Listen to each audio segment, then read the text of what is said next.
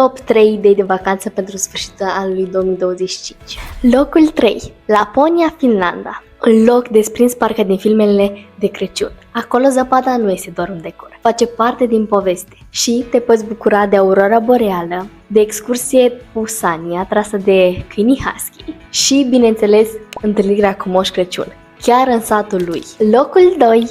Thailanda. Aici, decembrie nu înseamnă frig, înseamnă soare, 30 de grade și ape turcoaz. Fie că alegi Phuket, Krabi sau Bangkok, Thailanda îți oferă tot ceea ce îți dorești. De la case plutitoare la temple aurii și plaje cu apusuri pe care le-ai văzut doar în filme. Și locul 1.